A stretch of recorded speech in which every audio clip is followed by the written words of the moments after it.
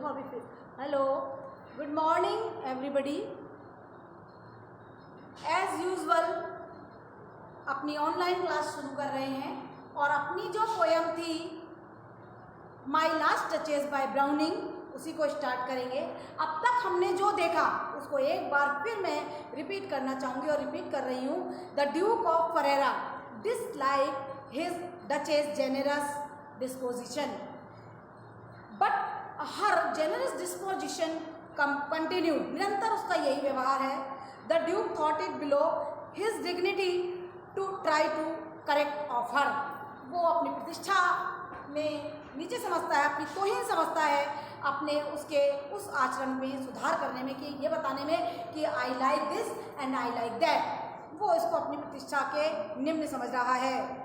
और इसीलिए the Duke gave command काय के लिए that he should be put to death, क्योंकि वो उसके स्वभाव को पसंद नहीं करता है, इसलिए उसने आदेश दिया कि उसको मरवा दिया जाए, उसकी मृत्यु करवा दी जाए।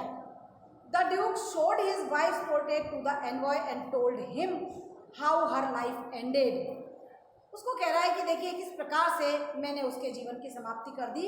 Having very casually disposed of the whole matter of his wife's behaviour, और उसकी प्रीवियस पत्नी के बारे की मृत्यु के बारे में और उसके आचरण में सब कुछ खुलासा कर देने के बाद अब हम अंतिम लाइनों पर आ रहे हैं और हम कह रहे हैं कि ड्यूक आगे बढ़ता है तीव्र गति से टू द नेक्स्ट टॉपिक, अपने अगले बिंदु पर इन ए बिजनेस लाइक फैशन, वही अपने लहजे में जैसे घमंडी लोग किया करते हैं, वो एक घमंडी उसका लहजा है। अब वो क्या कह रहा है इन पंक्तियों में, अब तक का हमने देखा, इन पंक्तियों को हम देखेंगे। इट अपीयर्स दैट, ऐसा लगता है हमें कि the duke had already had some talks about the parents, उसने शायद लड़की जिससे वो शादी करने जा रहा है उसके माता पिता से बातें कर ली है। That he would expect from his future father in law, जिसको कि वो अपना होने वाला ससुर मानता है। So he says that he respects his expectations, कहता है कि मैं उसकी आशाओं का सम्मान करता हूँ अबाउट द पेरेंट्स, जो भी माता पिता की हैं। That he should have from his future in law by the way of dowry to marriage, जो भी उन्होंने मुझे दहेज का प्रस्ताव रखा है मैं उसका स्वागत करता हूँ, उसको पसंद करता हूँ। The Duke puts his demand in very cunning terms, यहाँ पर देखिए कितना ग्रीडी, कितना लालची स्वभाव उसका हमें दिखाई देगा कि बड़ी चतुराई से किस प्रकार से उसके अंदर जो दहेज मांगने की कामना है उसको वो कितने चतुराई से अपने एनवॉय के सामने रखता है। कहता है the duke tells the envoy that the reputation which the count has for splendid generosity, कि बड़ा मेरा ससुर होने वाला जो ससुर है वो बहुत प्रतिष्ठावान व्यक्ति है, बड़ी उदारतापूर्ण व्यक्ति है, बहुत ही उदार है वो भी, इज एनफ गारंटी, और उसकी उदारता ही जो है वो एक पर्याप्त जिम्मेदारी है, गारंटी है। That all his claims regarding dowry will be granted, कि जो भी चीज़ें उसने दहेज के रूप में मांगी हैं वो उसको मिल जाएंगी।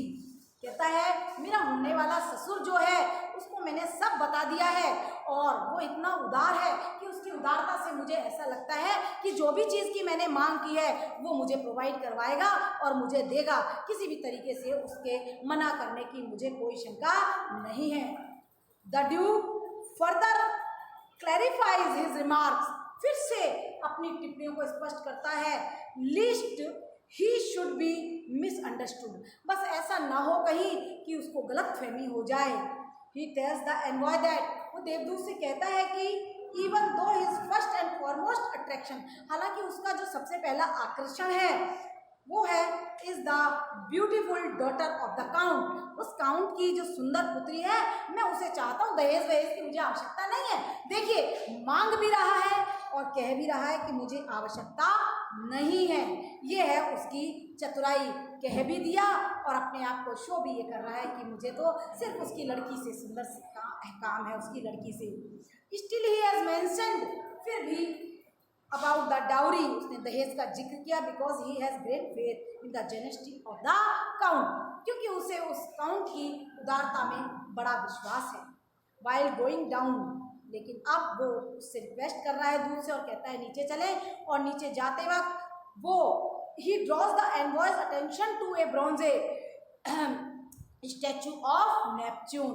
वो एक पीतल की कांसे की सी बनी हुई एक Neptune, Neptune is a sea god who is controlling his horse, उसके लिए बताया according to Greek mythology Neptune का एक चित्र लगा हुआ है उसकी गैलरी के अंदर, उसी पोर्ट्रेट गैलरी के अंदर वो नीचे उतर रहे हैं, तो वो दूत का ध्यान जो है उस पोर्ट्रेट की ओर, उस चित्र की ओर आकर्षित करता है।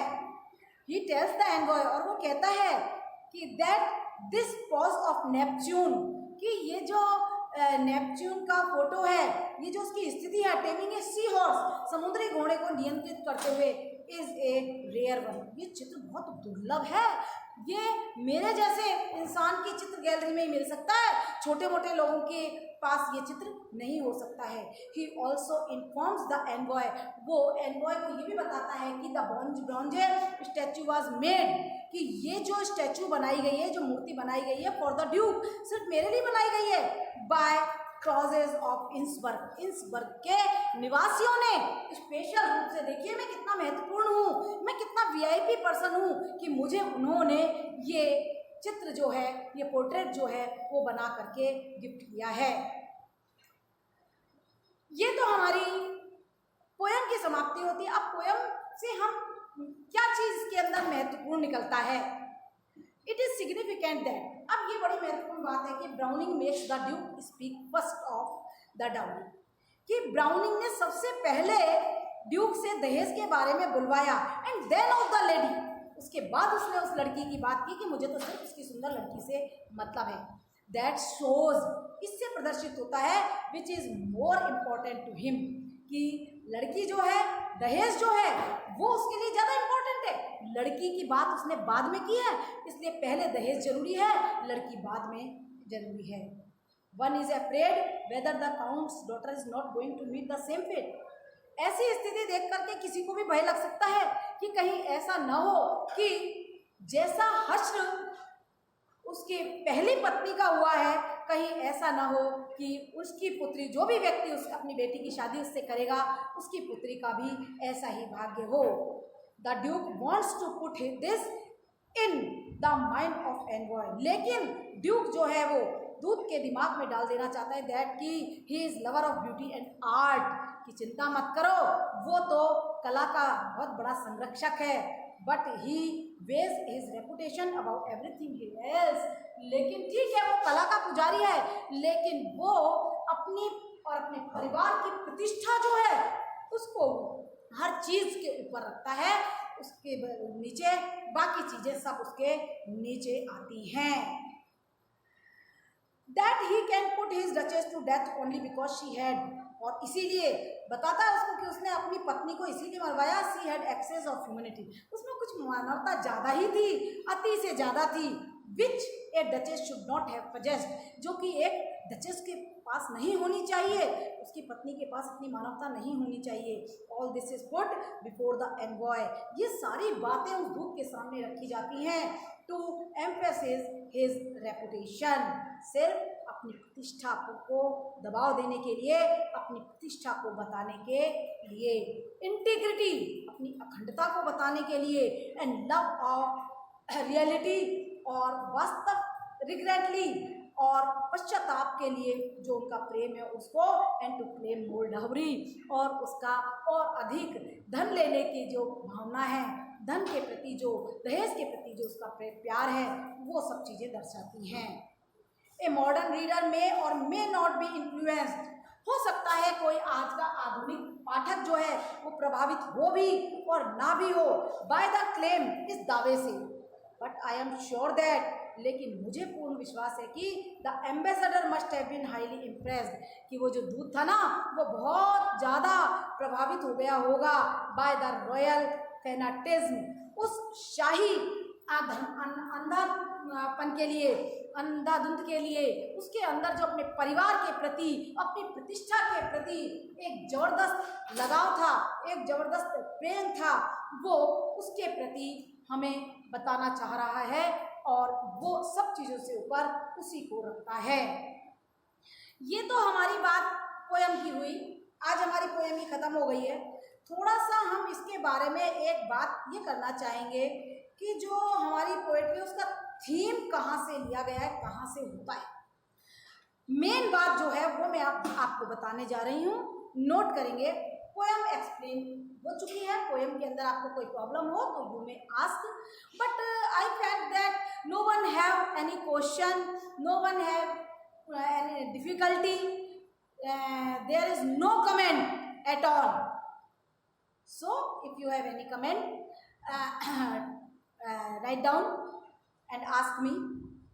Now we will talk about the theme of the poem, the important thing.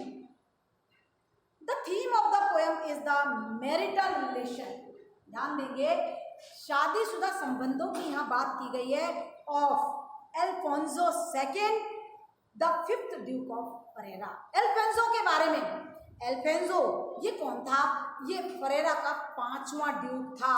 उसके बीच एंड हिज यंग वाइफ और उसकी युवा पत्नी यूरेशिया डी मेडिसी, इन दोनों के बीच में जो शादीशुदा संबंध थे उनके बारे में बात की गई है इस कहानी में, इस पोयम में, उनके इस चरित्र चित्रण में। ये ड्यूक ऑफ फरेरा जो है वो सस्पेक्ट हर, वो अपनी पत्नी लुक्रेजिया के बारे में बहुत शंका करता था एंड गॉट हर मर्डर्ड, और रियल में उसने उसकी हत्या करवाई थी एंड इन ह्यूमन एस्टिमेशन। और ये एक बहुत ही अमानवीय आकलन है, बहुत ही अमानवीय क्रिया है। The creator of circumstances was never allowed, यहाँ पर ऐसी परिस्थितियों को जो बनाने वाला है उसको ये अनुमति नहीं है कि allowed to give the expression of her latent skill, कि वो उसकी चातुर्यपूर्ण स्किल, दक्षता और वर्चू का बखान करे। अब इस प्रकार हमने देख लिया इस कविता का थीम क्या है, कहाँ से लिया गया है। हमने बात की Alfonso, the duke of Ferreira, fifth Duke of Ferreira and his wife के और उसकी पत्नी के बीच जो शादीशुदा संबंध थे, उसने रियल में अपनी पत्नी को मरवाया था, उसको लेकर ब्राउनिंग ने यहाँ पर ये कविता लिखी है। और इस प्रकार से इसमें उसने ड्यूक के मन मस्तिष्क का साइकोलॉजिकल, मनोवैज्ञानिक विश्लेषण दिया है और जो भी वर्ड्स वो बोल रहा है उन शब्दों के माध्यम से वो दोनों ही के चरित्रों को एक्सपोज कर रहा है।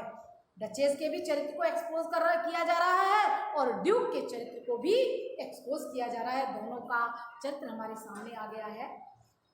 In next video we will discuss the character sketch of duchess and the duke, दोनों का जिक्र करेंगे।